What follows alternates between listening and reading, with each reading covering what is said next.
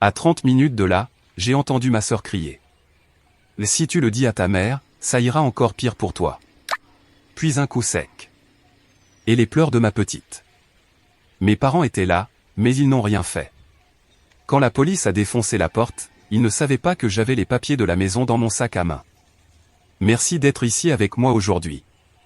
J'espère que tu passes une journée merveilleuse, peu importe où tu te trouves. J'aimerais beaucoup que tu partages dans les commentaires depuis quelle ville ou quel pays tu nous regardes et quelle heure il est chez toi. Maintenant, commençons notre histoire ensemble. Mon téléphone a vibré sur la table en acajou de la salle de réunion, brisant ma concentration juste au moment où le CEO de la logistique internationale expliquait les prévisions pour le prochain trimestre. J'ai regardé l'écran du coin de l'œil, en espérant que ce soit une urgence de l'école ou peut-être une alerte du système, mais ce n'était pas ça. C'était une notification de ma banque. Paiement approuvé. Magasin Liverpool Department Store. Montant, 8500 pesos MXN. Titulaire, carte additionnelle Fabiola. J'ai fermé les yeux une seconde, en sentant une veine dans ma tempe commencer à battre très fort. 8500 pesos. C'était plus que ce que gagnait un ouvrier moyen en un mois, et ma sœur venait de dépenser cette somme en quoi? Des sacs. Du maquillage. Des chaussures dont elle n'avait pas besoin pour aller nulle part, parce qu'elle était au chômage depuis 3 ans. Mireia, tout va bien, demanda mon patron en remarquant mon expression. Oui, excuse-moi. Juste un problème domestique, répondis-je en forçant un sourire professionnel pendant que je rangeais le téléphone, mais à l'intérieur je bouillonnais. Cette carte était pour les urgences de la maison ou pour des choses pour ma fille, Lucia.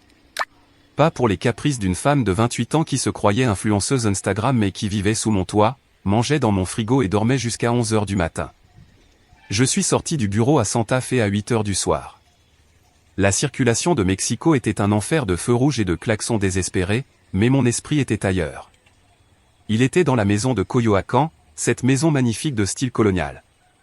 Avec ses arcs en pierre et son patio intérieur plein de pots de fleurs. Que j'avais acheté avec mon sang, ma sueur et mes larmes il y a 5 ans.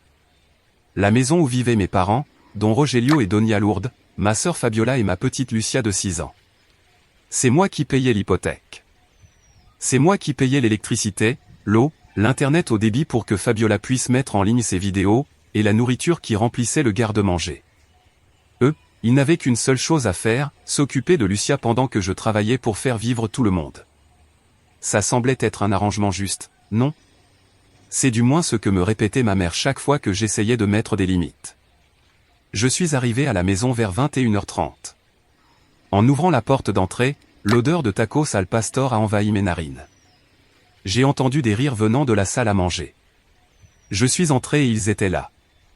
Mon père, une bière à la main, riait de quelque chose que disait Fabiola. Qui finissait de manger des tacos qui, clairement, avaient été commandés à domicile. Ma mère servait du soda. Lucia était assise dans un coin de la table, toute silencieuse, en jouant avec une serviette en papier. Personne ne s'est levé. Personne n'a dit « bonjour ». Ah. T'es rentré, a dit ma mère sans me regarder, en nettoyant la table. T'es arrivé tard, ma fille. Les tacos sont déjà finis. Je crois qu'il reste un peu de soupe de pâte d'hier dans le frigo. Si tu veux, tu peux te la réchauffer.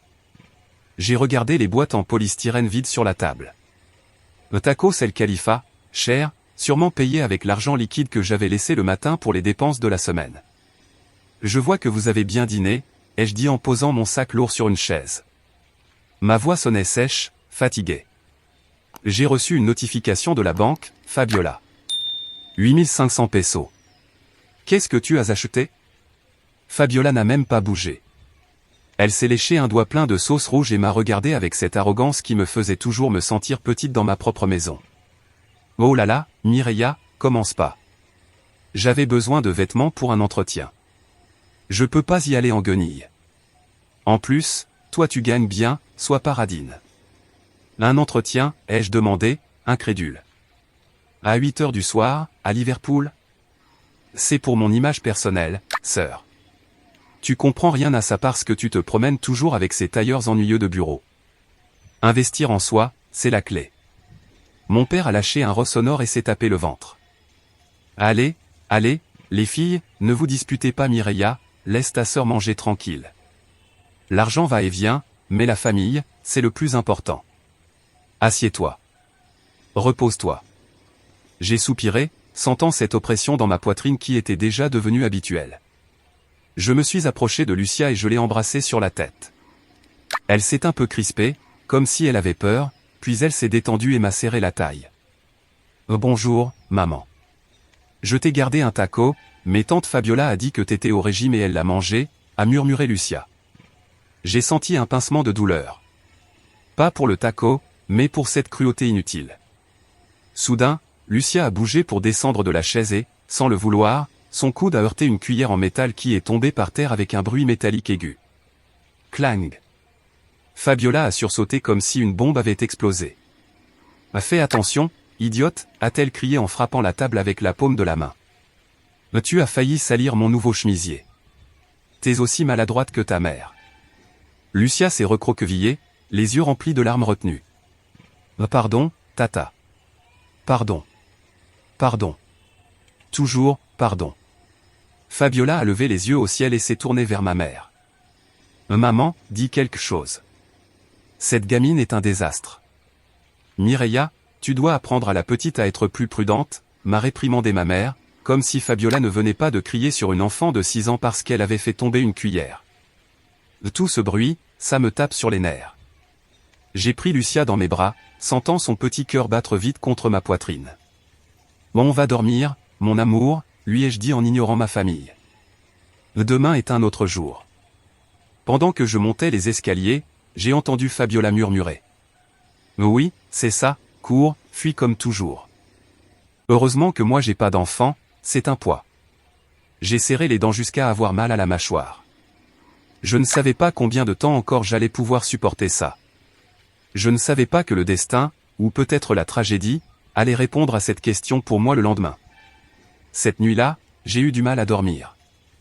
J'ai couché Lucia dans son lit, ce petit lit de princesse que je lui avais acheté pour qu'elle se sente en sécurité, et je suis resté un moment à l'observer.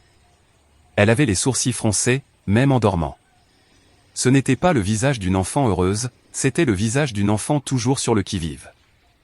Mon esprit est retourné dans le passé, à un après-midi pluvieux où j'avais 10 ans et Fabiola 6.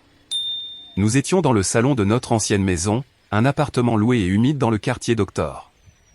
Fabiola jouait avec les figurines en porcelaine de ma mère, quelque chose qu'on avait l'interdiction totale de toucher. Moi, je faisais mes devoirs à la table. Tout à coup, j'ai entendu ce bruit reconnaissable entre mille, de la céramique qui se casse. Fabiola avait fait tomber le petit berger préféré de maman. Elle est restée figée une seconde, puis elle s'est mise à pleurer à plein poumon avant que quelqu'un n'arrive. Quand ma mère est arrivée en courant depuis la cuisine, Fabiola m'a pointé du doigt avec son petit doigt potelé. C'est Mireia. Elle m'a poussé et j'ai heurté la table. J'ai ouvert la bouche pour me défendre, pour dire que je ne m'étais même pas levé de ma chaise, mais ma mère ne m'en a pas laissé le temps. Elle m'a donné une gifle qui m'a laissé l'oreille qui bourdonnait. « Tu es l'aîné. Tu dois faire attention aux choses. Ta sœur est un bébé, » m'a-t-elle crié. Ça a été le schéma de toute ma vie. Fabiola était l'enfant en or, la charismatique, la jolie, celle qui méritait tout. Moi, j'étais la responsable, celle qui devait tout supporter, celle qui devait travailler, celle qui devait régler les problèmes. Et maintenant, 30 ans plus tard, rien n'avait changé. La seule différence, c'était que, cette fois, le décor était ma propre maison et la victime était ma fille. Le lendemain matin, la routine fut la même que d'habitude, lourde et grise. Je me suis levé à 5h30 du matin pour préparer le petit déjeuner de Lucia et laisser le repas prêt pour mes parents. Parce que même si tous les deux étaient en bonne santé pour leur âge, ils disaient que cuisiner pour autant de monde, c'était trop fatigant. Je suis descendu à la cuisine et j'ai trouvé mon père, don Rogelio, déjà assis, en train de lire le journal, attendant son café et, bien sûr, son argent de poche. « Bonjour, ma fille », a-t-il dit sans détourner les yeux des pages sportives. « Bonjour, papa », ai-je répondu en lui servant son café. « Voici l'argent de la semaine. » Je lui ai donné une enveloppe avec 3000 pesos en liquide. C'était pour le marché, la boucherie et ses médicaments. Il a ouvert l'enveloppe et compté les billets avec des doigts rapides. Il a froncé les sourcils. « Mireia, il manque de l'argent ici. La semaine dernière, t'en avais laissé 500 de plus. »« Papa, l'électricité a augmenté et j'ai dû payer la franchise de l'assurance de la voiture. Et les médicaments pour ta tension, c'est moi qui les ai achetés hier, je les ai laissés sur ta table de nuit. Cet argent, c'est seulement pour la nourriture. Don Rogelio a claqué la langue, énervé. Eh bien, je sais pas si ça va suffire. Ta mère voulait faire un mole poblano et les ingrédients sont chers. Et ta sœur a besoin de vitamines. Elle se sent faible. Des vitamines. Oui, bien sûr.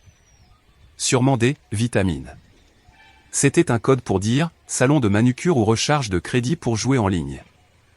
Que Fabiola s'achète ses vitamines si elle en a tant besoin, ou qu'elle se trouve un travail. Papa, sérieusement, je ne peux pas continuer à payer leurs vices. Mon père a frappé la table, pas très fort, mais assez pour me faire taire. Ne parle pas comme ça de ton sang. Ta sœur traverse une dépression. Elle ne trouve pas sa voie. Toi, tu as eu de la chance, Mireia. Tu as eu la chance de bien réussir dans les affaires. Tu dois être généreuse. Dieu bénit celui qui donne avec joie. De la chance. Il appelait chance le fait de travailler 60 heures par semaine, d'étudier la nuit tout en élevant un bébé seul, après que mon ex-mari, fatigué de ma belle famille, m'ait forcé à choisir entre lui ou eux. Et bêtement, j'ai choisi mon sang. À ce moment-là, Lucia est entrée dans la cuisine en traînant son sac d'école. Elle avait l'air pâle. Elle s'est accrochée à ma jambe comme à une bouée de sauvetage. « Maman, est-ce que je peux aller avec toi au travail aujourd'hui ?» a-t-elle demandé dans un murmure. Je me suis accroupi pour être à sa hauteur. « Oh mon amour, tu sais que j'ai beaucoup de réunions aujourd'hui. Tu ne peux pas être là-bas. Tu t'ennuierais beaucoup. » « Ça ne fait rien, » insista T.L., ses yeux grands et suppliants. « Je resterai tranquille. Je promets de ne pas faire de bruit. C'est que, je veux pas rester avec tante Fabiola cet après-midi. » « Pourquoi, ma chérie? Elle t'a fait quelque chose ?» Lucia a jeté un coup d'œil à son grand-père, qui la regardait avec une expression difficile à lire. « C'est que, hier, on a joué au jeu des rois du silence et elle m'a puni parce que je faisais du bruit en respirant. Elle m'a enfermé dans la chambre noire. Un frisson m'a parcouru. J'ai regardé mon père. « C'est vrai, ça ?» Don Rogelio a lâché un petit rire nerveux. « Oh, ce sont des jeux d'enfants, Mireia. Fabiola a beaucoup d'imagination. Et puis, la petite doit apprendre la discipline. Elle est très agitée. Ne fais pas de drame. Je ne veux pas qu'elle l'enferme, papa. Si j'apprends qu'elle recommence, je vais avoir un sérieux problème avec Fabiola. Oui, allez, dépêche-toi, tu vas être en retard. Nous on s'occupe de la petite fille. Ne t'inquiète pas, tu es trop anxieuse. » J'ai embrassé Lucia sur le front, avec une énorme culpabilité. « Je te promets que je rentre tôt aujourd'hui, mon amour. Je vais t'apporter une glace. Sois courageuse. » Je l'ai laissé là, debout dans la cuisine, en train de me regarder partir. Si j'avais su ce qui allait se passer, jamais je n'aurais franchi cette porte. Si j'avais su que je laissais ma fille dans la cage au lion, j'aurais brûlé le monde entier plutôt que de sortir. Avant de partir, j'ai eu un pressentiment. Je ne sais pas si c'était le regard de Lucia ou le commentaire de mon père sur la chance. Mais j'ai ressenti le besoin d'assurer quelque chose. Je suis monté rapidement dans ma chambre et j'ai ouvert le petit coffre-fort caché derrière quelques livres de comptabilité dans mon armoire. À l'intérieur, il y avait mon passeport, les certificats de naissance et, le plus important, le dossier bleu marine. Les papiers de la maison. Acte notarié numéro 45890. J'ai sorti le dossier. Il pesait, pas physiquement, mais émotionnellement. Il y a un an, quand mon père avait eu cette alerte cardiaque, qui s'était finalement révélée être une grosse indigestion, mais qui nous avait coûté une fortune à l'hôpital privé parce qu'il refusait d'aller à la sécurité sociale. J'avais dû hypothéquer la maison pour payer. J'ai travaillé 2 fois plus, j'ai vendu ma voiture neuve et j'en ai acheté une d'occasion, et j'ai réussi à rembourser la dette il y a seulement 2 semaines. La maison était à moi. À moi à 100%. Légalement, moralement, financièrement. J'étais sur le point de mettre le dossier dans mon sac de travail quand la porte de ma chambre s'est ouverte brusquement. Pas un coup frappé, pas un « excuse-moi ». C'était Fabiola. Elle portait ma robe de chambre en soie, celle qu'on m'avait offerte à Noël et que je gardais pour les occasions spéciales. Elle avait un masque vert sur le visage. Et le téléphone à la main, en train de se filmer pour une story. Salut, les gens trop beaux, ici je commence la journée avec. Elle s'est arrêtée en me voyant ranger le dossier. Mais tu fais quoi? C'est quoi ça? Elle a baissé le téléphone, son sourire d'influenceuse disparaissant pour laisser place à sa grimace habituelle de mépris. Des papiers de travail, Fabiola. Et toi, qu'est-ce que tu fais avec ma robe de chambre? Oh, je me la suis empruntée un petit peu. La mienne était sale. Au fait, j'ai besoin que tu me fasses un virement pour l'Uber. Je vais à Polanco voir des amis. Non, ai-je dit sèchement en fermant mon sac. Mais tu as déjà dépensé 8000 pesos hier. Il n'y a plus d'argent. Et enlève ma robe de chambre, s'il te plaît. Fabiola a croisé les bras, mettant un peu de son masque vert sur la soie. T'es vraiment une frustrée. Sérieux, je sais pas comment on te supporte. Papa a raison. L'argent a fait de toi une horrible personne. Tu te crois au-dessus parce que tu paies les factures, c'est ça? Je me crois rien du tout, Fabiola. Je suis la propriétaire de cette maison et celle qui fait vivre tout le monde ici. Ce n'est pas me croire, c'est la réalité. Elle a éclaté de rire, un rire strident. Le propriétaire, mais bien sûr, Mireia.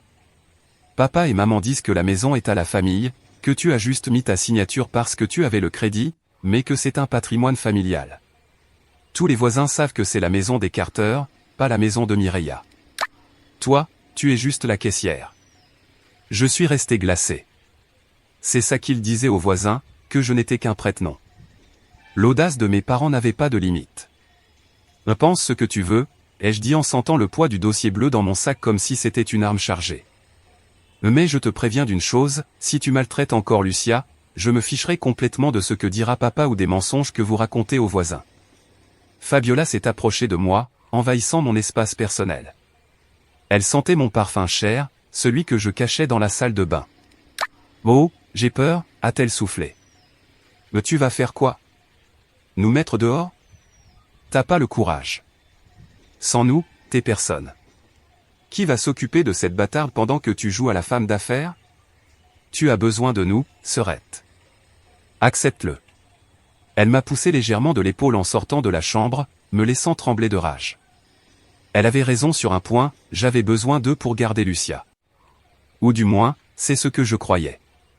Cette dépendance était ma chaîne, et il le savait. Il tirait dessus chaque fois qu'il voulait quelque chose. Je suis descendu les escaliers avec le cœur qui battait à 1000 à l'heure. Je suis sorti de la maison sans dire au revoir à personne. Je suis monté dans ma voiture et j'ai jeté mon sac sur le siège passager.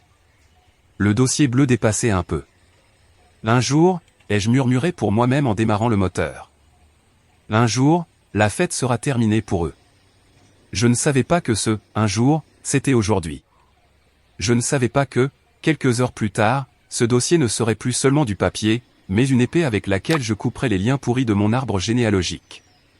J'ai conduit vers le travail avec l'image de Lucia triste et le rire moqueur de Fabiola gravé dans mon esprit, sans savoir que l'enfer était sur le point de se déchaîner à 30 km de là. Il était 3 heures de l'après-midi. Le soleil de Mexico tapait fort, chauffant le bitume jusqu'à le faire briller. À l'intérieur de la maison de Coyoacán, la climatisation bourdonnait doucement, gardant le salon frais, un luxe de plus que je payais.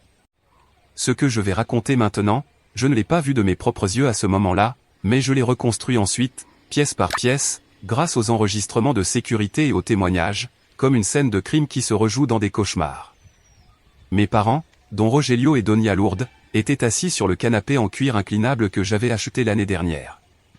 Ils regardaient leur émission préférée, Caso Cerrado, avec la Doctora Polo qui criait depuis l'écran de 65 pouces.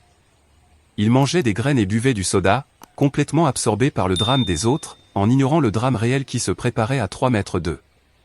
Fabiola était dans la salle à manger, qui est ouverte sur le salon dans un espace à concept ouvert. Elle avait installé son petit set de tournage, un anneau lumineux bon marché, son téléphone sur un trépied, et elle, habillée et maquillée, qui essayait d'enregistrer une danse TikTok à la mode. Ça faisait 1 heure qu'elle essayait que la vidéo soit parfaite. Là. Encore, a crié Fabiola, frustrée, en relançant la musique. Lucia était près de la cuisine. Elle avait soif. Comme elle était si petite, parfois c'était difficile pour elle d'atteindre les verres que ma mère insistait pour ranger dans le placard du haut, pour que ce soit bien ordonné. Lucia a tiré une chaise avec précaution, en essayant de ne pas faire de bruit, comme on le lui avait appris de force. Elle est montée sur la chaise, a étiré son petit bras. Ses doigts ont touché le verre froid, mais la chaise a un peu vacillé. Le verre a glissé. Le temps a semblé se ralentir. Le verre est tombé en tournant dans l'air, captant la lumière du soleil un instant avant de s'écraser sur le sol carrelé. Le bruit a explosé dans la maison silencieuse. Des milliers de fragments de verre ont volé partout. La musique du téléphone de Fabiola continuait de jouer. Une chanson de reggaeton joyeuse qui contrastait horriblement avec ce qui s'est passé ensuite. Fabiola s'est retournée, les yeux injectés d'une rage irrationnelle. Pas parce que le verre était important. Pas parce que Lucia aurait pu se couper. Mais parce que le bruit avait ruiné sa prise parfaite. « T'es une idiote » a hurlé Fabiola, sa voix montant dans un aigu hystérique. « Tu viens de me ruiner la vidéo. Ça fait 1 heure que je suis dessus. » Lucia, terrorisée, a descendu la chaise en tremblant, les mains levées comme si elle se rendait à un voleur. « Pardon, tata, j'avais soif. » Le verre a glissé. « Je m'en fiche de ta soif. » Fabiola a avancé vers elle. Dans sa main droite, elle tenait un thermos métallique de marque Stanley, rose pastel, lourd, en acier inoxydable, très à la mode, que, bien sûr, c'est moi qui lui avais acheté. Mes parents, depuis le canapé, ont à peine tourné la tête. « Oh, Fabiola, arrête de crier. On n'entend plus la télé », a dit mon père sans se lever. « Taisez-vous » leur a crié Fabiola. « Cette gamine doit apprendre le respect. » Fabiola a coincé Lucia contre le plan de travail de la cuisine. La petite s'est accroupie sur elle-même, se couvrant la tête avec ses bras maigres. « Regarde-moi quand je te parle. » Fabiola a levé le thermos. Ce n'était pas une petite tape, ce n'était pas une poussée. C'était un coup sec, brutal. Avec la base en acier du thermos. Le coup a frappé la tête de Lucia, près du front, et a glissé jusqu'à son bras levé. Ah ! Le cri de Lucia a été déchirant. Un son aigu, plein de douleur et de surprise. Presque immédiatement, le sang a commencé à couler d'une coupure sur son sourcil, tachant son uniforme scolaire blanc et goûtant sur le sol, se mélangeant aux morceaux de verre. Fabiola est restée là, debout, respirant fort, regardant le thermos puis la petite. Pendant une seconde, elle a eu l'air effrayée, mais ensuite, son narcissisme a repris le dessus. « Regarde ce que tu m'as fait faire », a-t-elle accusé la petite en sang. « Maintenant tu vas mettre du sang partout par terre. » Lucia pleurait, un sanglot hystérique, en touchant son sang. « Je veux ma maman. »« Maman. » Depuis le salon, ma mère s'est finalement levée, mais elle n'a pas couru pour prendre sa petite fille dans ses bras. Elle a marché lentement, avec un air agacé. « Oh mon Dieu, quel bruit !» Voyons. Elle s'est approchée et a vu le sang. « Fabiola, tu as frappé trop fort. Regarde tout ce sang. » Fabiola a bougé. « Maman, je voulais juste lui faire peur », s'est-elle défendue, en se faisant passer pour la victime. Et puis, c'est elle qui a cassé le verre. « Vite, emmène-la à la salle de bain et lave-lui le visage avant que Mireia n'arrive », a ordonné mon père depuis le canapé, en augmentant le volume de la télé pour ne pas entendre les pleurs. « Les nettoyer ces morceaux de verre. Si Mireia voit ça, elle va devenir folle. »« J'ai mal ?» pleurait Lucia. Fabiola lui a attrapé le bras, pas avec douceur, mais avec force, en plantant ses ongles dans sa peau. « Tais-toi, morveuse. Si tu le dis à ta mère, ça ira encore pire pour toi. Je vais lui dire que tu es tombé sur les verres parce que tu courais partout. Tu as compris ?» Elle a traîné ma fille jusqu'à la salle de bain des invités. Ce qu'il ne savait pas, ce que aucun de ces monstres ne savait, c'est que Lucia avait quelque chose que je lui avais donné en secret 2 jours plus tôt. Un vieux smartphone, caché dans la poche intérieure de sa jupe, avec mon numéro en appel rapide. Dans la salle de bain, pendant que Fabiola cherchait une serviette pour nettoyer les preuves, Lucia a profité d'une seconde de distraction. Avec ses petites mains tremblantes et tachées de sang, elle a appuyé sur le bouton numéro 1. À des kilomètres de là, mon monde allait s'arrêter. J'étais au milieu de ma présentation. Le projecteur montrait des graphiques en barre qui montaient, sur l'efficacité de la chaîne logistique du port de Veracruz. J'avais travaillé là-dessus pendant des semaines. Mon patron hochait la tête, impressionné. Comme vous pouvez le voir, la réduction des coûts opérationnels est de 15% si nous mettons en place.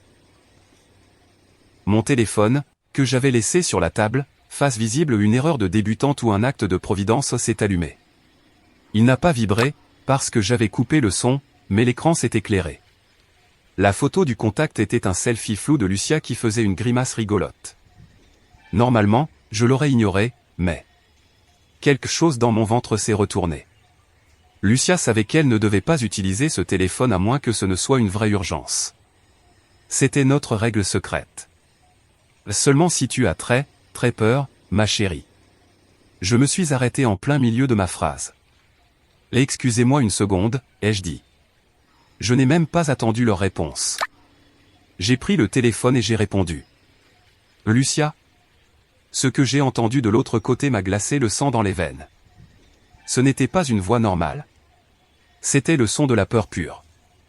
Maman? C'était un chuchotement étouffé, entrecoupé de sanglots incontrôlables. Maman, du sang, il y a beaucoup de sang. Le temps, dans la salle de réunion, s'est déformé. Les visages des cadres sont devenus flous. Qu'est-ce qu'il se passe? Mon amour, où es-tu?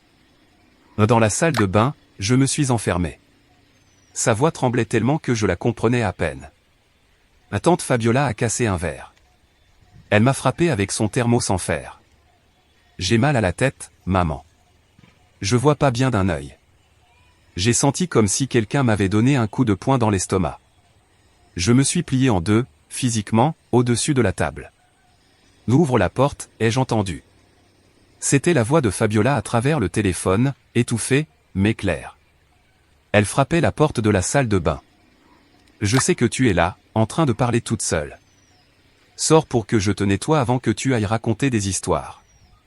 En fond, plus loin, j'ai entendu la télé. La voix reconnaissable de la doctora Polo qui criait « Et dit chaud, caso cerrado ». Et puis le rire de mon père. Il riait. Ma fille saignait, enfermée dans une salle de bain, poursuivie par ma sœur. Et mes parents regardaient la télé et riaient. Le monde est devenu rouge, littéralement rouge. Une rage que je n'avais jamais ressentie de ma vie, une rage primitive, animale, a pris le contrôle de moi. Lucia, écoute-moi, ai-je dit. Ma voix sonnait étrangement calme et mortelle. Ne n'ouvre pas cette porte. Ne sors pour rien au monde. Maman arrive. J'arrive tout de suite. J'ai raccroché. J'ai levé les yeux. Mon patron me regardait avec inquiétude. Mireia, que se passe-t-il? Je m'en vais, les jeux interrompus. J'ai commencé à mettre mes affaires dans mon sac avec des gestes frénétiques, l'ordinateur portable, le chargeur. Et j'ai vérifié que le dossier bleu avec les papiers de la maison était bien au fond. Ma sœur vient d'attaquer ma fille. Ma fille est en train de saigner. Je dois y aller. Mon Dieu. Va, cours, a-t-il dit, pâle. Tu veux que j'appelle quelqu'un? Je vais appeler la police sur la route. Je suis sorti en courant de la salle de réunion, laissant derrière moi ma carrière, ma réputation et tout ce qui restait de la Mireia polie et soumise. J'ai couru dans le couloir vers l'ascenseur, mais il était trop lent. J'ai pris les escaliers de secours, mes talons résonnant comme des coups de feu sur le béton. Je suis arrivé au parking souterrain. Mes mains tremblaient tellement que j'ai fait tomber les clés de la voiture 2 fois avant de pouvoir ouvrir la porte. Je suis monté dans mon 4x4, j'ai démarré le moteur et je suis sorti en faisant crisser les pneus, le bruit résonnant dans le garage. En sortant à la lumière aveuglante de l'après-midi, j'ai composé le 911. Urgence, quelle est votre situation? J'ai besoin d'une voiture de police et d'une ambulance rue Francisco Sosa numéro 45, à Coyoacán. Tout de suite. Ma fille de 6 ans a été agressée physiquement par un adulte. Il y a du sang. L'agresseur est toujours dans la maison. Madame, calmez-vous. Qui est l'agresseur? Ma sœur, ai-je craché, comme si le mot était du poison, et mes parents sont complices. Envoyez quelqu'un tout de suite ou je jure devant Dieu que si j'arrive en premier, je vais les tuer. Des unités sont en route. Restez en ligne si vous pouvez. J'ai raccroché et j'ai composé un autre numéro. Ramsey, commandant de zone et un vieil ami du lycée, m'avait toujours dit que ma famille était toxique. Je ne l'avais jamais cru. Il a répondu. Ramsey, c'est Mireia. Je suis sur le périphérique, à 30 minutes de la maison avec les embouteillages. Fabiola a frappé Lucia. Lucia dit qu'il y a beaucoup de sang. Ramsey, mes parents ne font rien. Il y a eu une seconde de silence, puis j'ai entendu le son d'une sirène qui s'allumait de l'autre côté de la ligne. Je suis à 10 pâtés de maison de chez toi, Mireia. J'y vais. Ne descends pas de la voiture tant que je ne suis pas là. Je vais entrer. Ramsey, ma voix s'est brisée pour la première fois. Sauve-la, s'il te plaît. Je viens la rejoindre. Ah tiens bon. J'ai accéléré, me faufilant entre les voies, en klaxonnant comme une folle. 30 minutes. Je devais traverser la moitié de la ville aux heures de pointe. Chaque minute était une éternité. Chaque seconde, j'imaginais Fabiola enfoncer cette porte. J'imaginais Lucia seule. Et au milieu de la panique, une certitude froide s'est installée dans mon cœur. Cette maison pour laquelle je m'étais tant sacrifié, aujourd'hui, allait rester vide. Je me le suis juré. Le périphérique était paralysé. Une mer de feux rouges s'étendait devant moi, se moquant de mon désespoir. J'ai frappé le volant avec les deux mains, en criant de frustration, un cri guttural qui m'a déchiré la gorge. Avancez, bordel. Avancez. J'ai regardé l'horloge du tableau de bord. 15h52. 10 minutes s'étaient écoulées depuis l'appel. Que se passait-il dans cette salle de bain? Est-ce que Fabiola avait réussi à entrer? Mon esprit a commencé à imaginer des scénarios horribles. Je me suis rappelé la force avec laquelle Fabiola claquait parfois les portes quand elle se mettait en colère. Je me suis rappelé comment, il y a quelques mois, elle avait donné un coup de pied au chien des voisins parce qu'il aboyait trop. Elle avait de la violence en elle, une violence née de sa propre frustration, de sa jalousie. Et maintenant, cette violence était dirigée contre ma petite fille. J'ai vu un espace dans la voie lente et je m'y suis engouffré brusquement, me prenant insultes et coups de klaxon d'un taxi. Je m'en fichais. S'il fallait que j'aie un accident pour arriver, je l'aurais fait. Le téléphone a sonné de nouveau. C'était Ramsey. Je l'ai mis sur haut-parleur, mes mains crispées sur le volant, les jointures blanches. Ramsey, t'es arrivé? Je suis devant la maison, Mireia. Le portail est fermé avec une chaîne. Je suis en train de la couper. Dégage là. Passe-lui la voiture dessus, je m'en fiche du portail. C'est bon, je suis entré. J'entends des cris dedans. Je vais entrer. Ne raccroche pas. J'ai entendu le bruit de bottes courant sur le gravier. Puis de grands coups contre du bois. La police. Ouvrez la porte. Silence à l'autre bout de la ligne. Puis des voix confuses. Qu'est-ce qu'il se passe?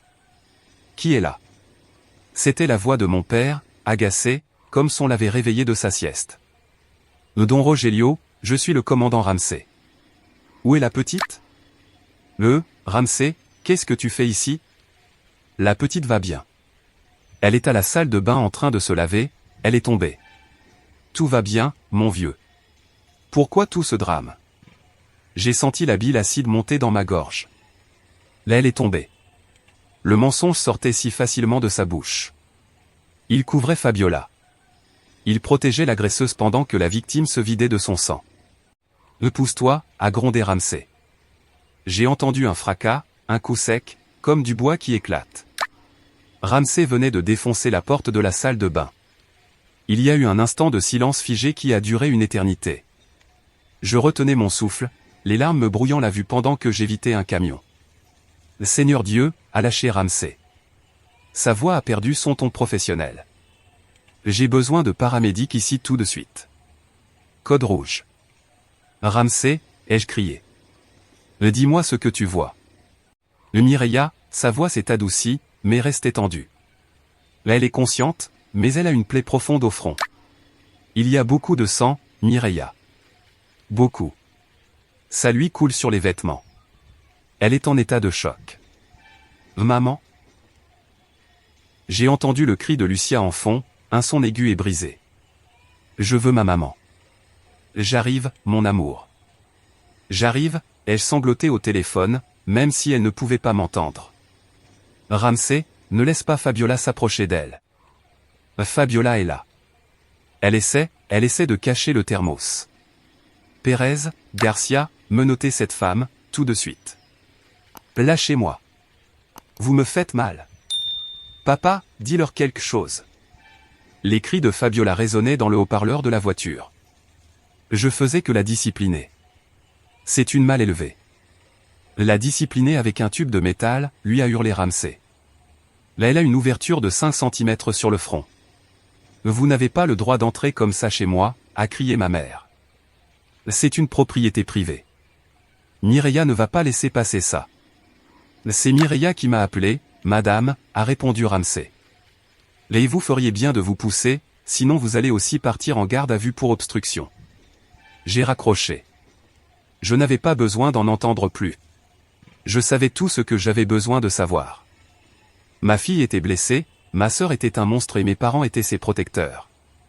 Finalement, la circulation s'est un peu débloquée en entrant dans la zone de Coyoacán. J'ai appuyé sur l'accélérateur à fond, grillant 2 feux rouges. Je n'étais plus une cadre, je n'étais plus la fille obéissante. J'étais une mère blessée, et la femme qui conduisait ce 4x4 portait avec elle non seulement la douleur, mais aussi le pouvoir légal de tout les détruire. J'ai touché mon sac. Le dossier était toujours là. Attendez que j'arrive, ai-je pensé en essuyant mes larmes avec rage. Attendez juste que j'arrive. Quand j'ai tourné au coin de ma rue, la première chose que j'ai vue, ce sont les gyrophares bleus et rouges, qui se reflétaient sur les façades en pierre des maisons coloniales. Il y avait 2 voitures de police et une ambulance bloquant l'entrée de mon garage. Les voisins étaient dehors, penchés à leurs fenêtres ou debout sur le trottoir, en train de murmurer et de montrer du doigt. La honte publique, quelque chose que mes parents craignaient plus que la mort, était enfin arrivée devant leur porte. Mais moi, je me fichais déjà complètement du « qu'en dira-t-on ». J'ai freiné brusquement derrière l'ambulance, presque en la percutant. Je suis sorti du véhicule sans couper le moteur, en laissant la porte ouverte.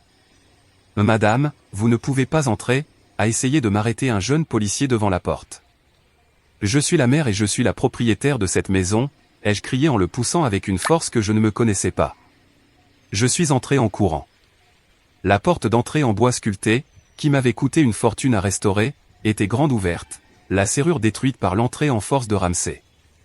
La scène dans le salon s'est gravée au fer rouge dans ma mémoire. C'était le chaos, mais un chaos étrangement divisé. À droite, près de la cuisine, les paramédics étaient à genoux devant Lucia. Elle était assise sur une chaise, tremblant sans contrôle. Elle avait une grosse compresse sur le front, déjà imbibée de rouge vif. Son uniforme scolaire était taché de sang sec et de sang frais. Lucia.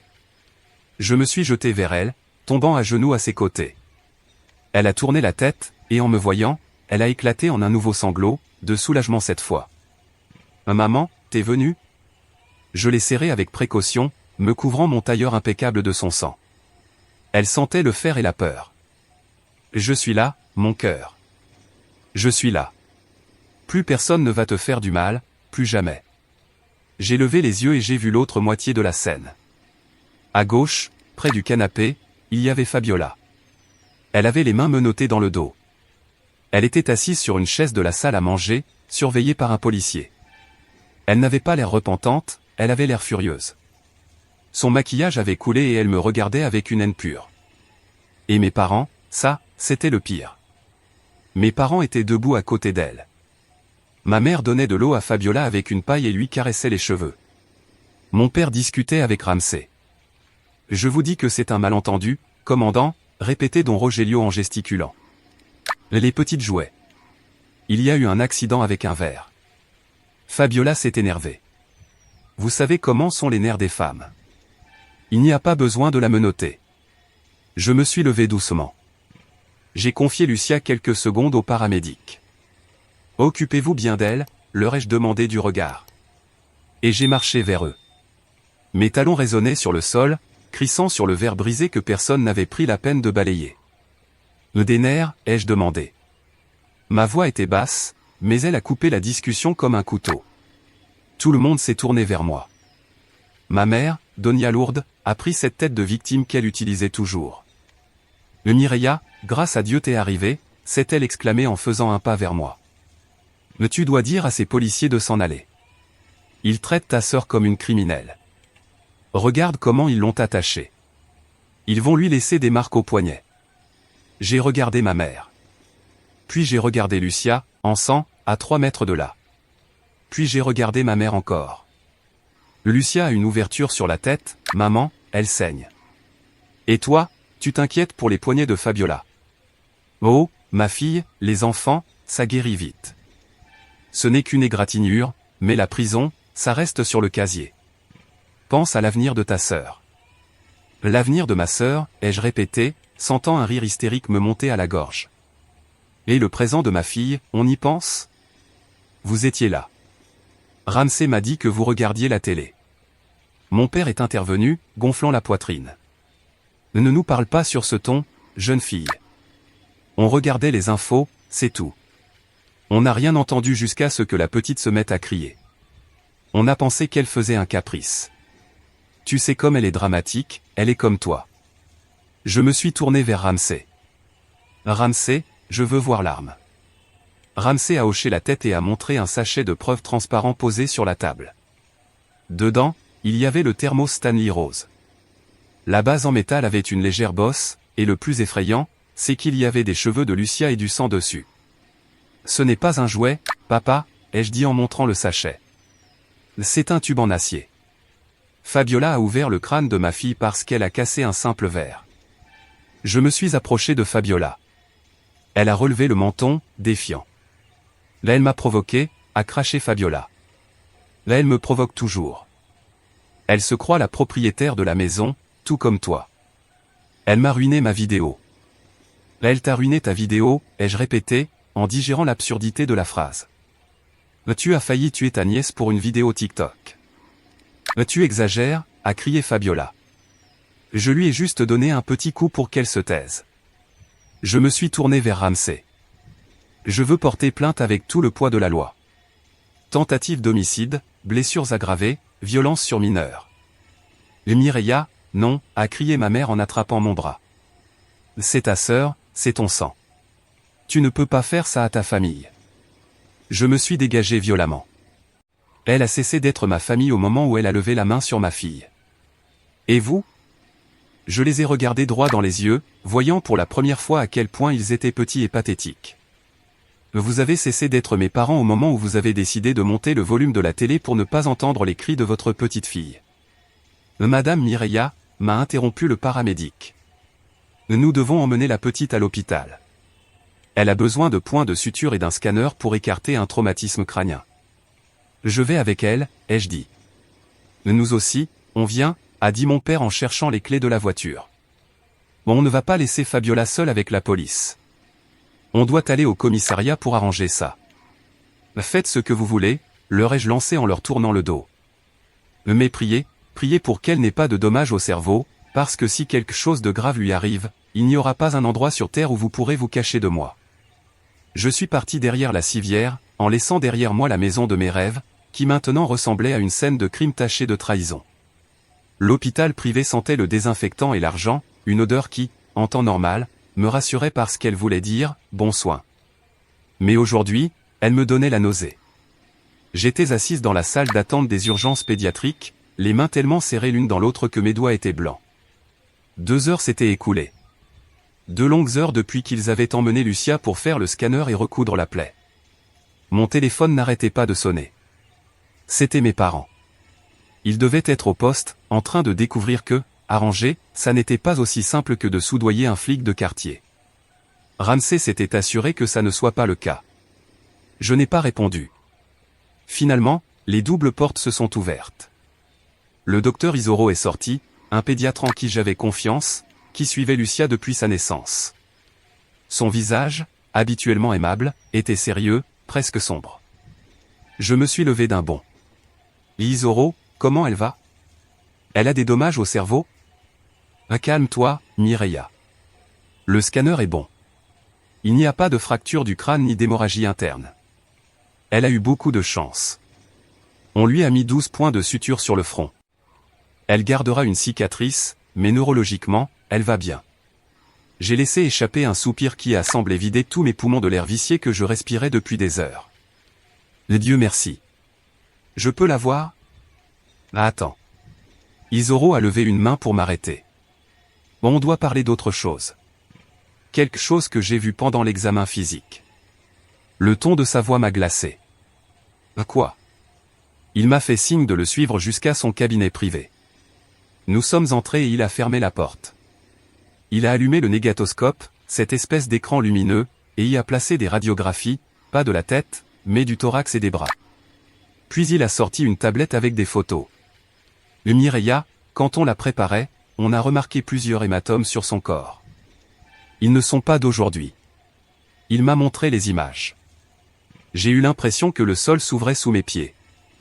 Sur l'écran, j'ai vu les petites jambes de ma fille. Sur la cuisse droite, il y avait un gros bleu, jaune verdâtre.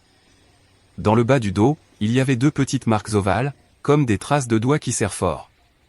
D'un violet foncé.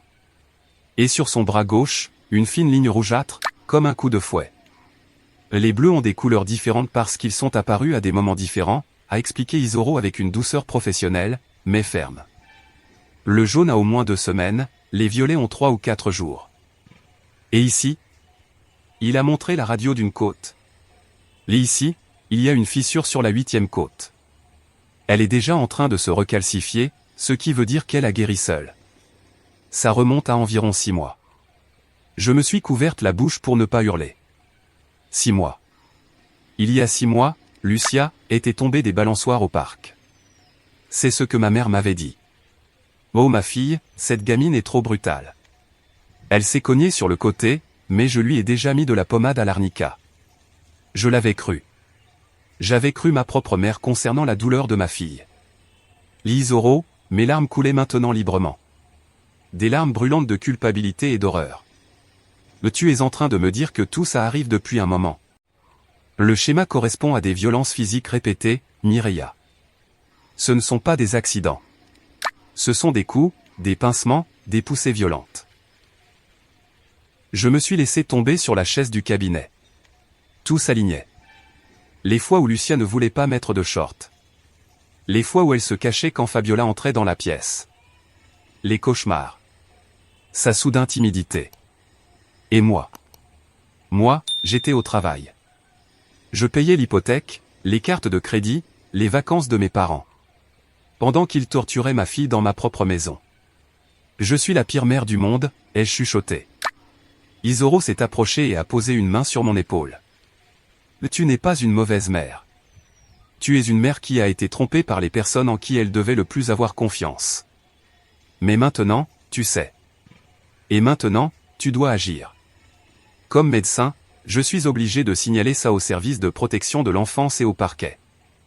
Fais-le, ai-je dit en levant les yeux. Mes yeux n'avaient plus aucun doute. Fais tout ce que tu dois faire. Signale tout. Donne-moi des copies de tout. Les photos, les radios, le rapport médical. Je veux tout. Tu auras tout. Maintenant, va la voir. Elle est réveillée et elle te demande.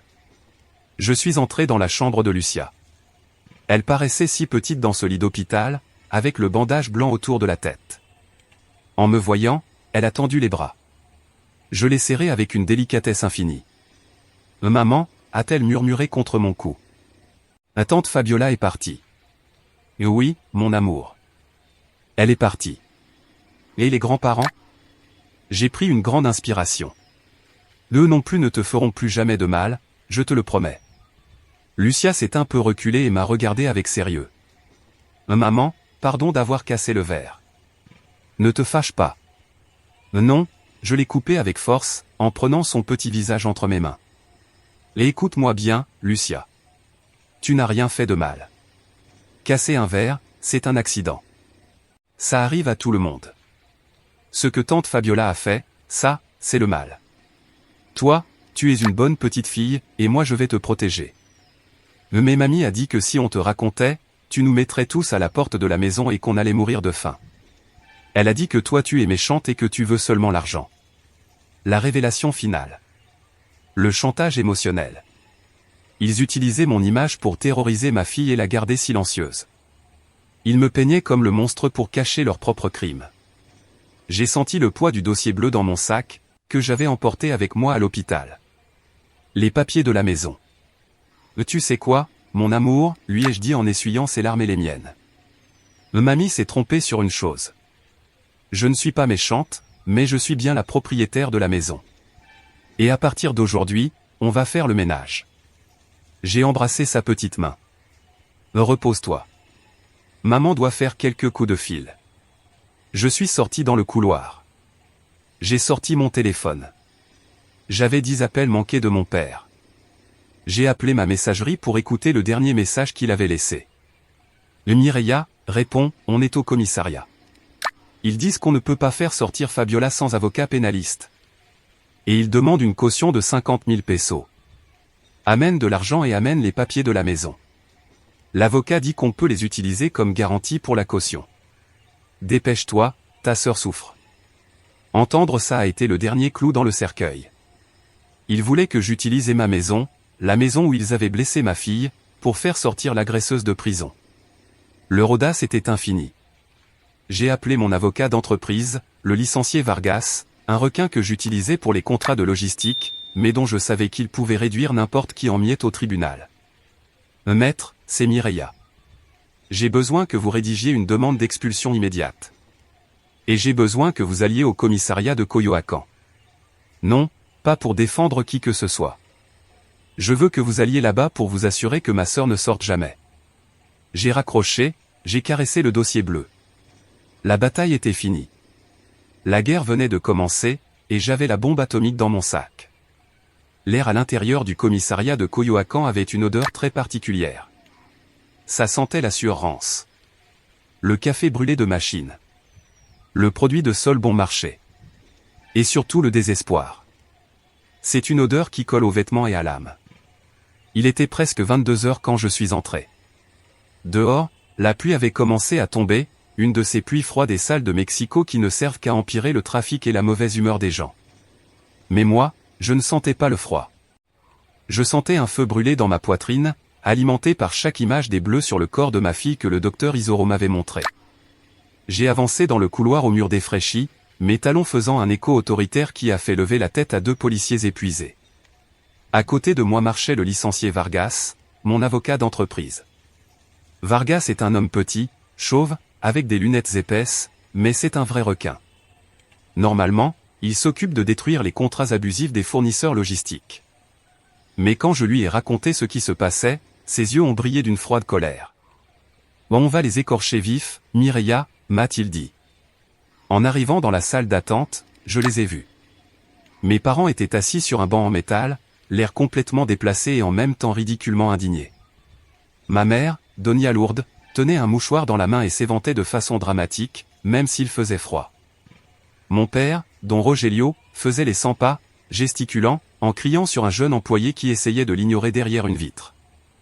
C'est un scandale. Je suis un citoyen respectable, hurlait mon père, le visage rouge comme une tomate. J'exige de parler aux responsables. Ma fille est là-dedans injustement, pour un accident domestique. Quand ils m'ont vu, leur attitude a changé instantanément. De l'indignation, ils sont passés au soulagement, puis à l'exigence, comme si j'étais leur sauveuse par droit divin.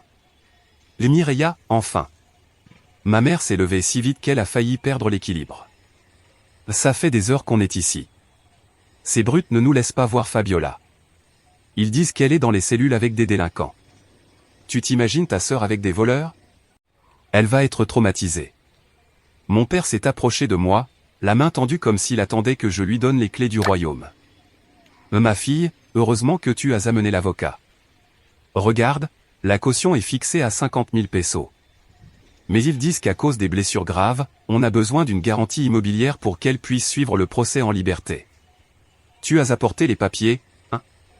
Je te l'ai dit dans le message. Je suis resté là à les regarder. Je les ai vraiment regardés.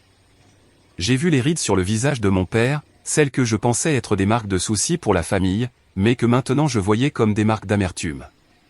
J'ai vu les mains de ma mère, celle qui ne m'avait jamais consolé quand je pleurais petite, mais qui avait toujours été prête à recevoir mon argent.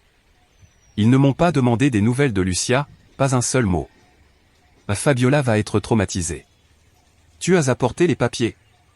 Voilà leur priorité. Lucia a 12 points de suture sur le front, ai-je dit.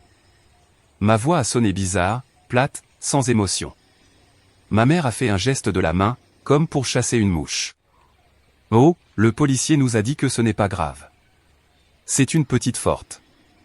Ce qui est important maintenant, c'est de sortir Fabiola avant qu'elle ne passe la nuit là-bas. Ils disent qu'il fait très froid. Mireia, s'il te plaît, sors les papiers. Le licencié peut vite arranger la paperasse, n'est-ce pas, licencié? Vargas a ajusté ses lunettes et a regardé mon père avec un dédain qu'il n'a même pas essayé de cacher. Monsieur Carter, je crois que vous êtes confus sur mon rôle ici. Confus? Mon père a froncé les sourcils. Tu travailles pour Mireia, et Mireia est ma fille, donc tu travailles pour la famille. Allez, dépêche-toi. J'ai laissé échapper un rire. Un petit rire sec, presque comme un aboiement. Mes parents m'ont regardé comme si j'avais soudain deux têtes. Papa, maman, ai-je dit en avançant d'un pas, les forçant à reculer. Je crois que vous n'avez rien compris à ce qui s'est passé ces dernières 6 heures. De quoi tu parles, a demandé ma mère, nerveuse. Je parle du fait que je ne suis pas venu payer la caution de Fabiola. Je suis venu m'assurer qu'elle ne sorte pas.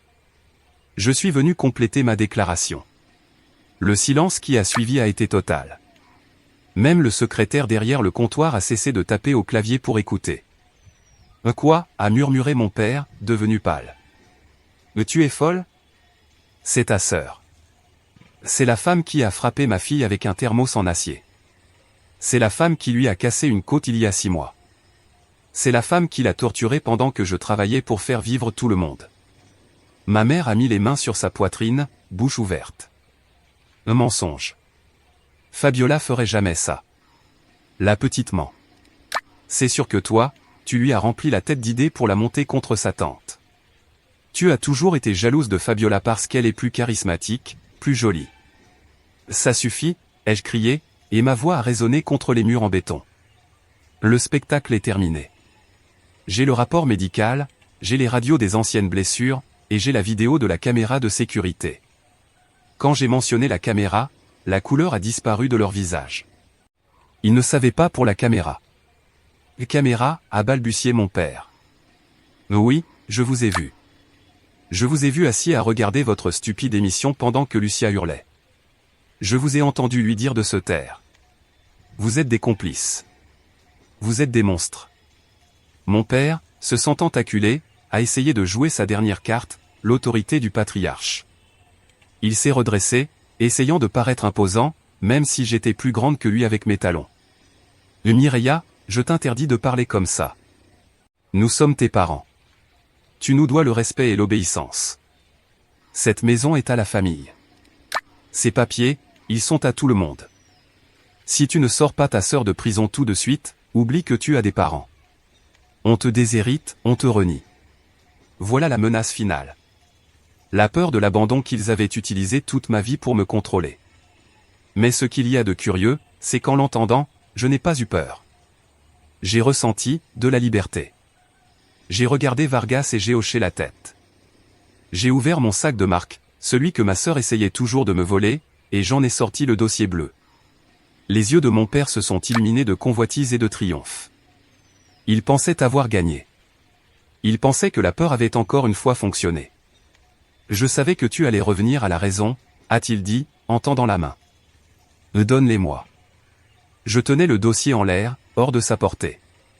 Vous voulez les papiers? Les voici. Acte notarié au nom de Mireia Carter, seule propriétaire. Oui, oui, à ton nom pour les impôts, mais c'est à tout le monde, a insisté mon père. Donne-les-moi pour le juge. Non, ai-je dit doucement. Comment ça, non? Je ne vais pas les utiliser pour la caution. Je les ai apportés pour autre chose. J'ai ouvert le dossier et sorti un document que Vargas avait rédigé dans la voiture pendant qu'on venait. Je les ai apportés pour prouver la propriété. Et ça, papa, c'est un avis d'expulsion. Je lui ai posé le papier sur la poitrine. Il l'a pris par réflexe, regardant les lettres noires sans comprendre. L'expulsion, a lu ma mère, la voix tremblante. C'est quoi ça, Mireia? Ça veut dire que vous partez tous. Toi, papa, et les affaires de Fabiola, vous sortez de ma maison. Tu peux pas nous faire ça, a crié ma mère, en commençant à pleurer, mais cette fois c'était des larmes de vraie peur. On est vieux, on est malade. On va aller où? Vous avez une pension, ai-je répondu froidement. Vous avez la maison de tante Gertrudie à Iztapalapa, qui est vide et en train de tomber en ruine. Vous pouvez aller là-bas. Ce taudis, s'est exclamé mon père. Il n'y a même pas de chauffe-eau. Mireia, par pitié. Par pitié? Je me suis approché d'eux, envahissant leur espace. Où était votre pitié quand Fabiola a ouvert la tête de ma fille? Où était votre Dieu quand vous avez monté le volume de la télé? Ne me parlez pas de Dieu et ne me parlez pas d'argent. J'ai commencé à énumérer, en comptant sur mes doigts chaque sacrifice que j'avais fait. J'ai payé l'opération de la vésicule de maman, 40 000 pesos. J'ai payé tes dettes de jeu, papa, 60 000 pesos. J'ai payé l'université de design de Fabiola, où elle n'est allée que 2 semestres. J'ai payé la nourriture, l'électricité, l'eau, le câble, l'internet, les portables. J'ai été votre banque, votre infirmière et votre bonne. Et en échange, vous avez brisé ma fille. On l'a fait pour toi, sanglotait ma mère. Pour la garder? Vous l'avez détruite, ma voix s'est brisée un instant, mais je me suis reprise. Vous êtes des parasites. Et aujourd'hui, c'est fini. Vous avez 24 heures. Demain, à 10 heures du matin, je viendrai avec la police et un camion de déménagement. Si vos affaires ne sont pas prêtes, je les jetterai dans la rue.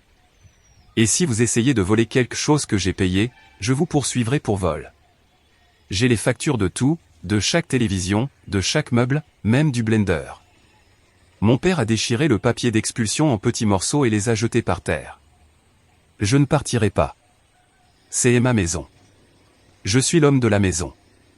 Essaie de me faire sortir et tu verras. Le licencié Vargas a fait un pas en avant, avec un sourire tranchant. Monsieur Carter, ce n'était qu'une copie pour votre information. L'original est déjà en cours de traitement.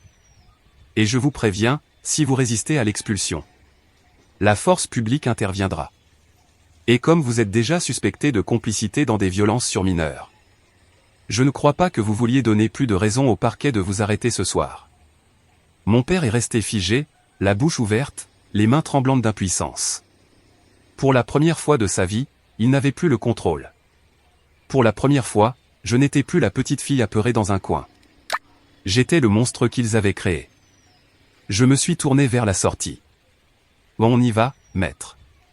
Je dois retourner à l'hôpital voir ma fille.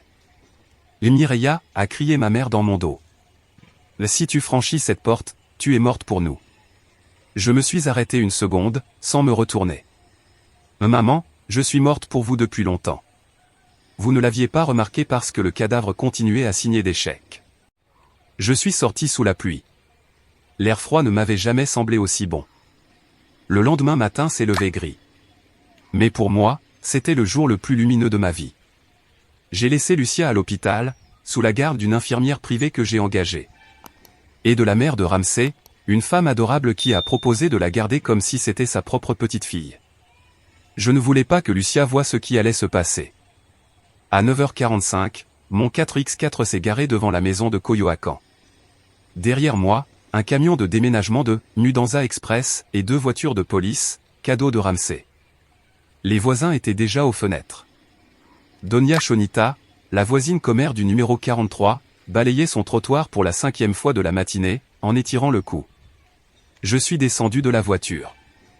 Je portais un jean, des baskets et un t-shirt noir. Des vêtements de travail, des vêtements de guerre. Je me suis dirigé vers la porte. Elle était fermée à clé. Évidemment. J'ai sorti mon trousseau de clés, mais la serrure avait été changée. Bien sûr, un ultime et pathétique essai de résistance. J'ai fait signe à un des serruriers qui accompagnait les déménageurs. Ouvrez-la. La perceuse a ronronné pendant 2 minutes. Quand la porte a cédé, je suis entré. Le salon était plongé dans la pénombre.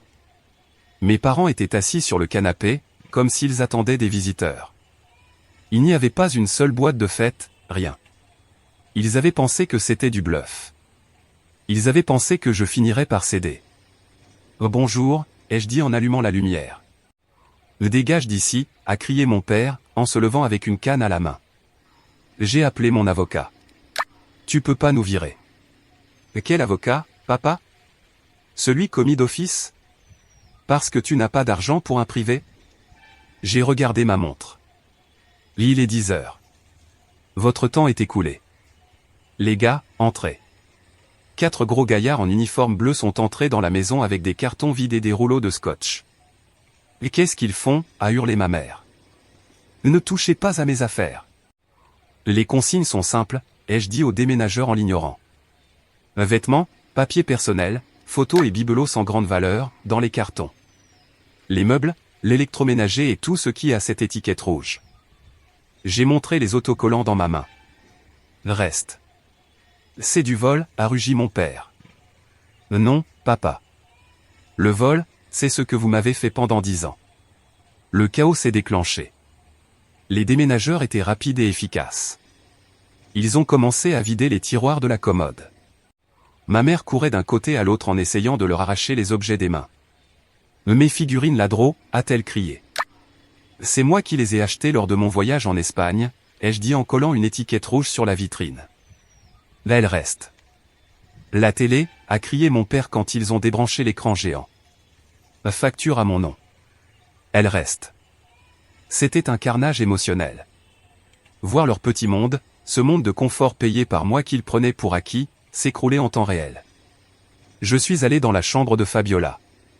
Ça sentait le renfermé et le parfum sucré. C'était un temple dédié à son ego, poster d'elle-même, montagne de vêtements en désordre. Emballez tout ça dans des sacs poubelles noirs, ai-je dit au déménageur. Ne gaspillez pas les cartons là-dessus. C'est des déchets.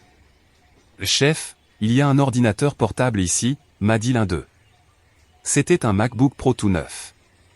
Je l'ai examiné. Il avait un autocollant, propriété de mon entreprise. Je le lui avais prêté il y a 2 ans, et elle ne me l'avait jamais rendu. Ça, c'est à moi, ai-je dit en le prenant. J'ai trouvé le fameux anneau lumineux. Je l'ai regardé une seconde. J'ai pensé à le casser, mais ça aurait été descendre à son niveau. À la poubelle, ai-je ordonné. Pendant qu'il sortait les affaires dans la rue, le spectacle pour le voisinage était total.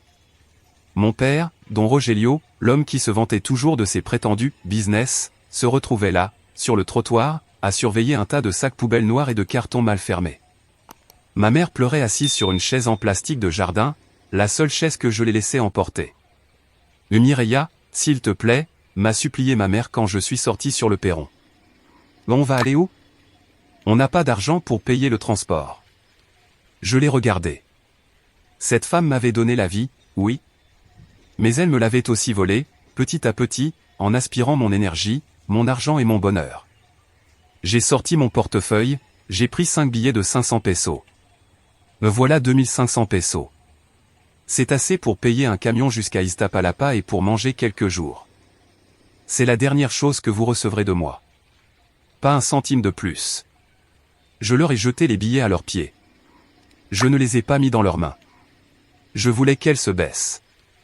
Je voulais qu'elles sentent l'humiliation. Ma mère m'a regardé avec haine, mais elle s'est baissée. Elle a ramassé l'argent. La faim et le besoin ont vaincu la fierté.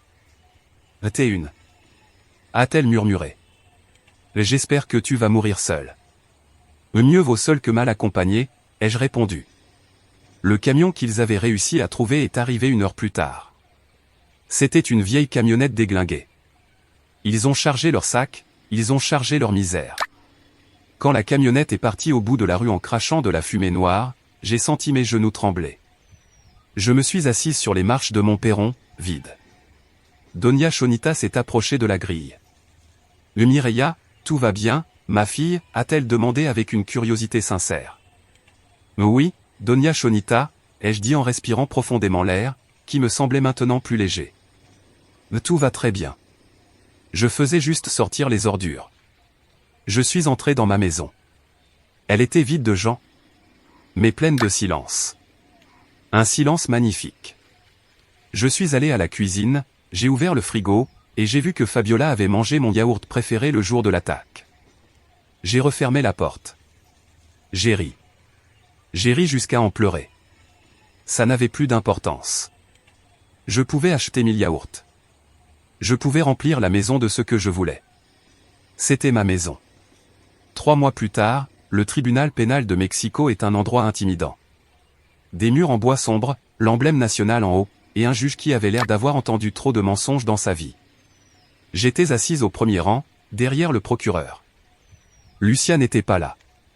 Le juge avait accepté que son témoignage soit enregistré à l'avance dans une chambre de Joselle, un environnement protégé avec des psychologues pour ne pas la faire revivre le traumatisme. Voir la vidéo de ma fille, expliquant avec innocence comment sa tante la frappait quand elle s'énervait pour ses vidéos, a fait pleurer la moitié de la salle. Fabiola était sur le banc des accusés. Elle avait changé. Elle n'avait plus les cheveux bien coiffés ni les ongles en résine. Elle portait l'uniforme beige de la prison préventive. Elle avait l'air plus maigre, plus pâle, et surtout plus petite. Sans mon argent et sans la protection de mes parents, elle n'était plus qu'une brute de cour de récréation. Son avocat commis par mes parents, un type bon marché qu'ils avaient payé en vendant la voiture de mon père, une Jetta que, bien sûr, j'avais aussi payé en grande partie, essayait de plaider le stress émotionnel et l'accident. « À votre honneur », disait l'avocat en transpirant. Ma cliente était sous beaucoup de pression. Elle aimait sa nièce. Le coup a été un geste réflexe malheureux, pas un acte de méchanceté. Elle voulait seulement corriger un comportement. La procureure s'est levée. C'était une jeune femme implacable. « Corriger » a demandé la procureure. Elle a soulevé le sachet de preuves. Le thermos Stanley Rose. La bosse sur la base brillait sous les néons. Cet objet pèse presque 1 kilo quand il est plein. L'utiliser contre le crâne d'une petite de 6 ans, ce n'est pas corrigé. C'est une tentative de meurtre, et les blessures antérieures montrent un schéma de sadisme. Fabiola s'est mise à sangloter, mais ses larmes étaient fausses. Je le savais parce qu'elle jetait des coups d'œil au juge pour voir s'il la croyait. Mes parents étaient assis au fond, dans la zone du public. Ils avaient l'air épouvantables. Mon père avait pris 10 ans d'un coup en 3 mois. Ses vêtements étaient froissés. Ma mère ressemblait à un fantôme. Ils ne m'ont pas regardé une seule fois pendant tout le procès.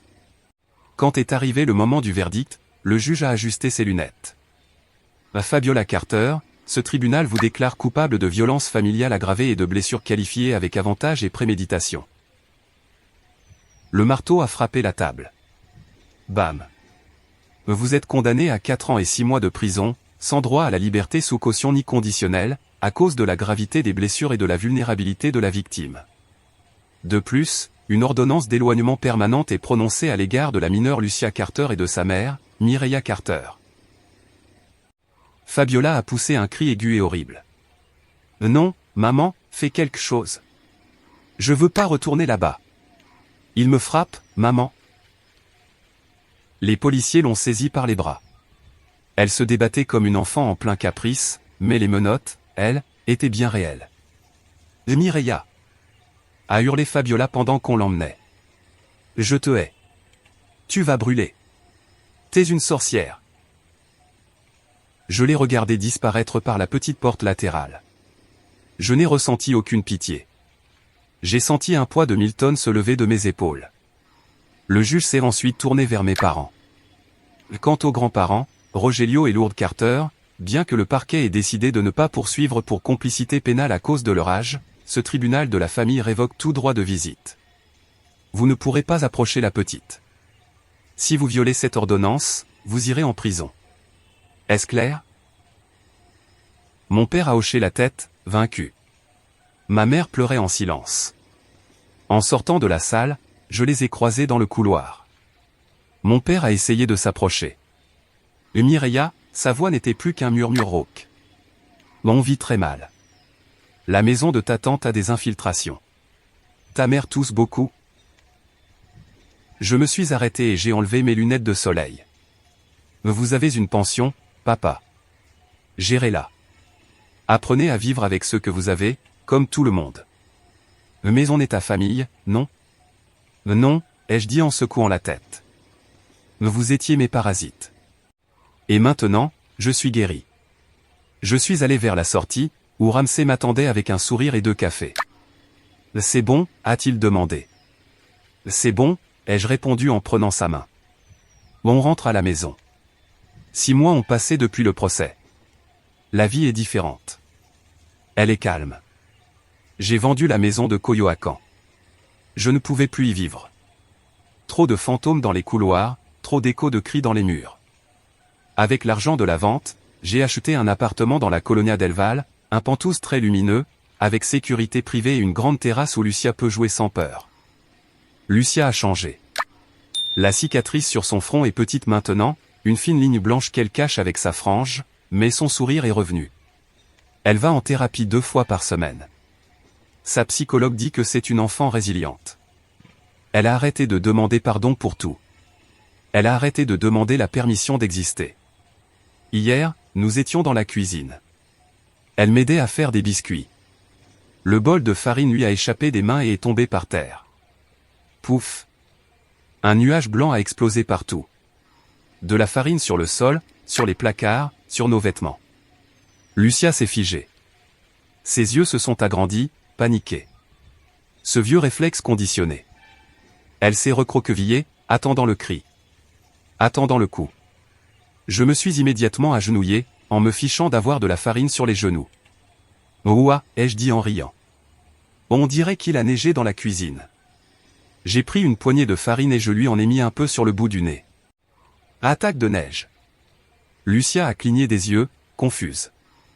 Puis un petit sourire timide est apparu sur ses lèvres. Elle a pris un peu de farine et me l'a jetée au visage. Ah tiens, maman.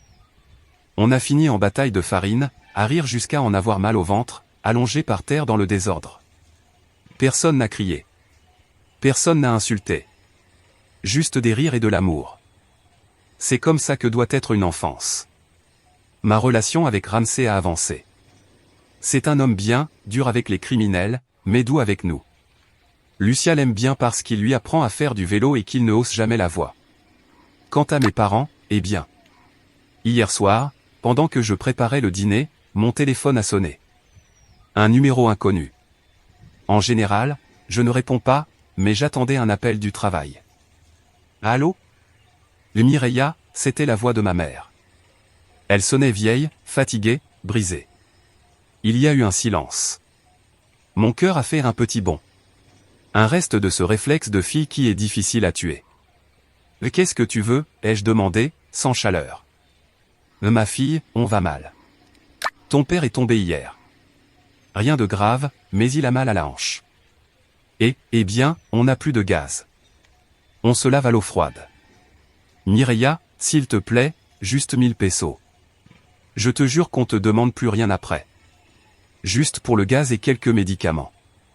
Ta sœur, elle nous appelle depuis la prison en appel surtaxé et elle nous prend le peu qu'on a. Et pitié.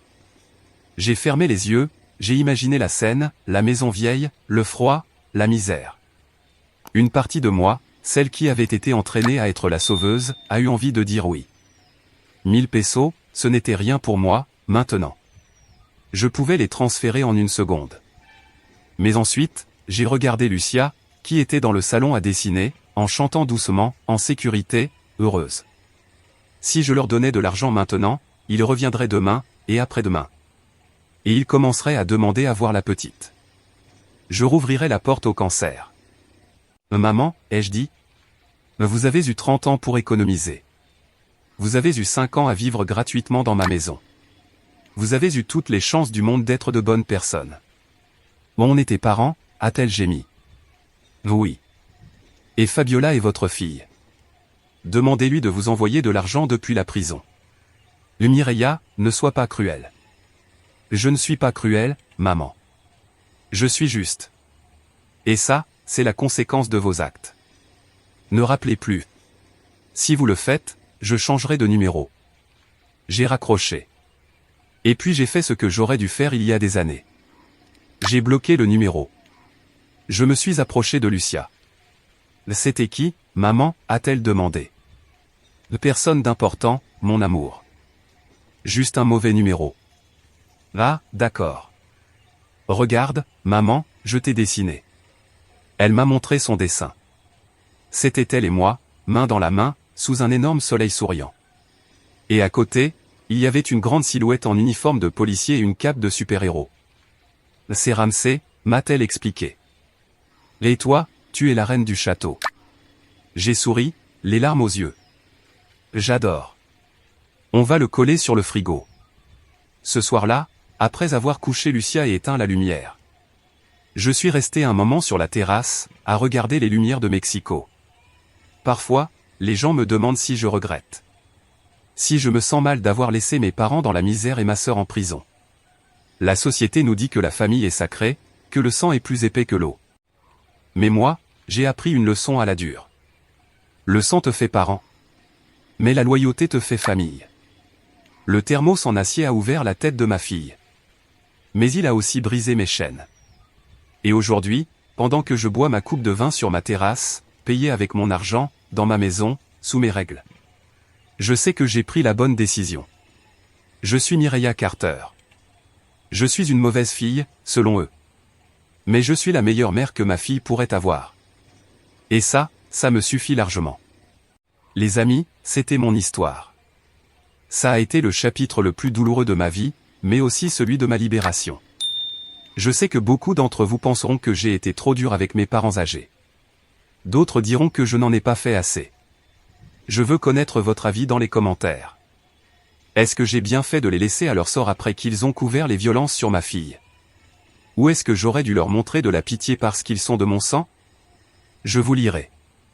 Et si un jour vous vous retrouvez dans une situation où vous devez choisir entre la famille et la sécurité de vos enfants? Rappelez-vous mon histoire. Choisissez toujours vos enfants. N'oubliez pas de vous abonner et de laisser un like si cette histoire vous a touché. À la prochaine.